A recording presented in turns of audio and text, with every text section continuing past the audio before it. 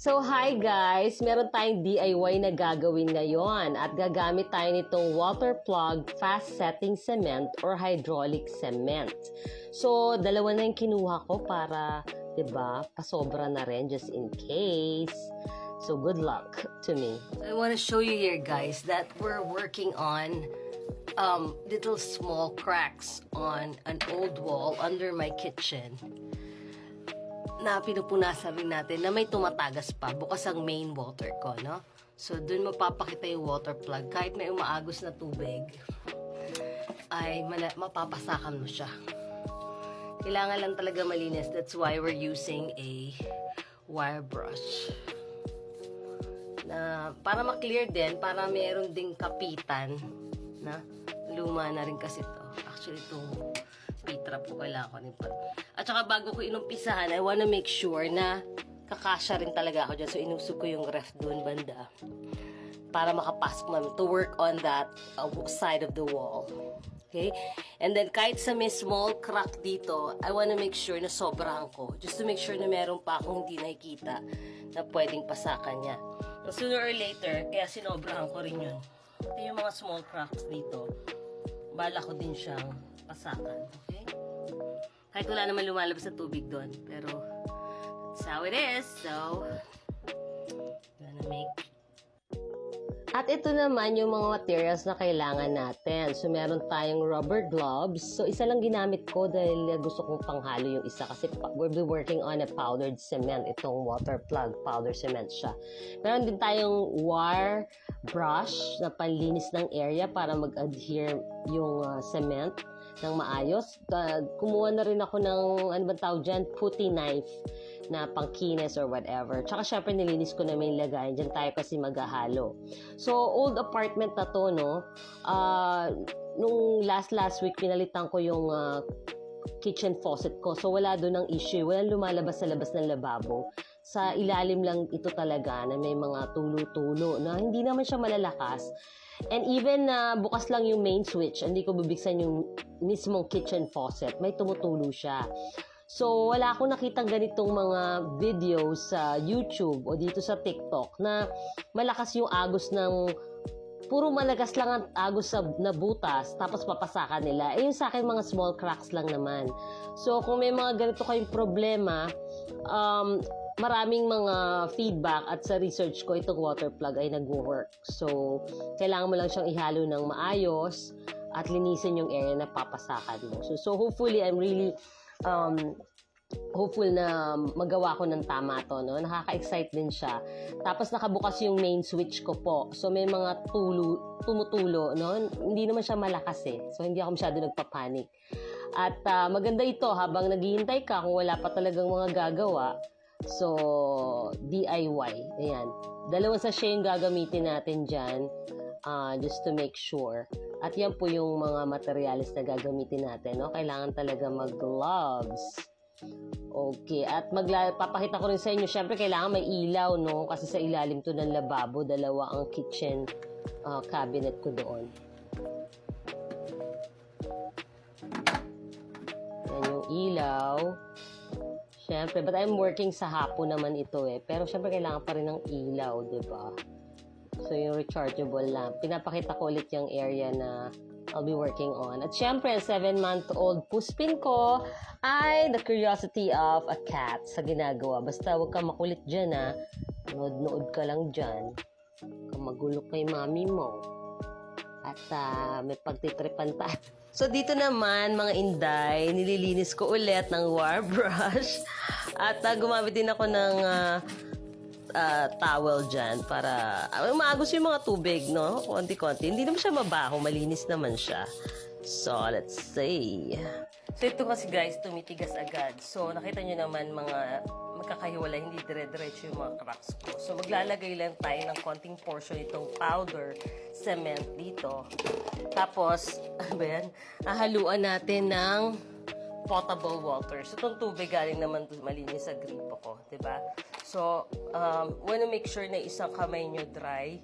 Yung isa naman ay yung ihahalo mo hanggang maging clay. Yung consistency niya. So,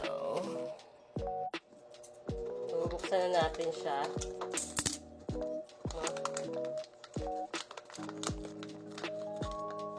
powder siya. Nililinis ko rin to, no? So, yung tama nga lang na sukat ang gagawin muna natin. And then, lalagyan ko ng tubig na sinalo ko from dito. So, ayan. Tapos, ihahalo mo para maging clay. No? Clay ang consistency. So, mas magandang konti kaysa sa madami agad. Kaya ito, hindi ito basa. So, ganyan siya. Nakita nyo, parang tubig, no? Mabilis kasi ito, tumigas. So, you wanna make sure na so, kulang siya. Para naging tubig, eh. Sa dami ng tubig ko. Pero okay lang yun. At least ma-adjust. So, we're praying na magawa ko ito ng tama. This is my first time to attempt this one. DIY.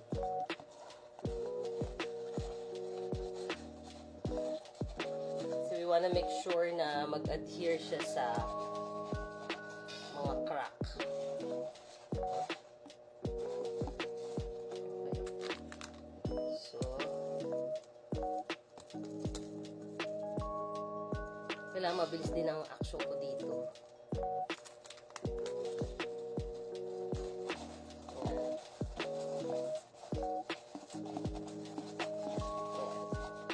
Pag nagki-clay na siya na ganyan, ha? Ganito. Mabilis na yan. Pasak mo na yan agad. Umiinit pala to, no? Umiinit siya, guys.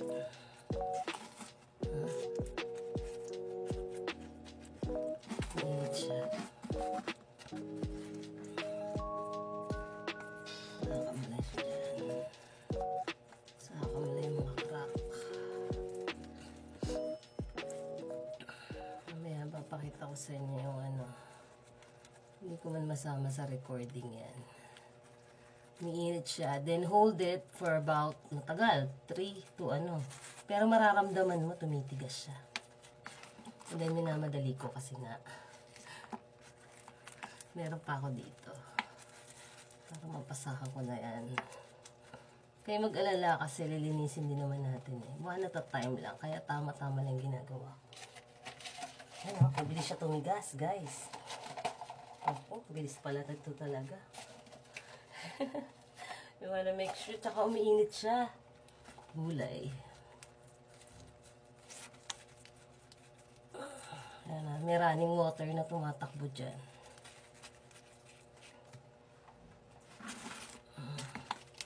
Tumigas na, wala na.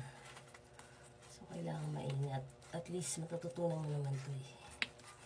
I'm challenging myself. Ayan, parang nagiging concrete na siya.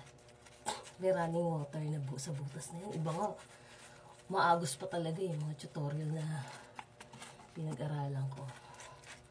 Okay, tayo ko muna. So, kung nakikita nyo, yan yung mga nanigas na. Sayang, diba?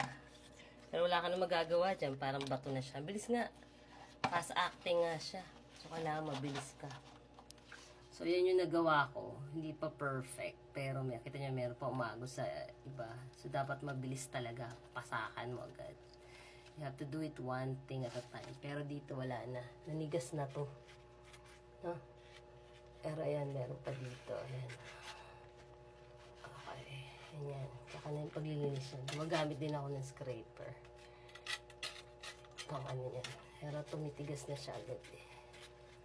Hi!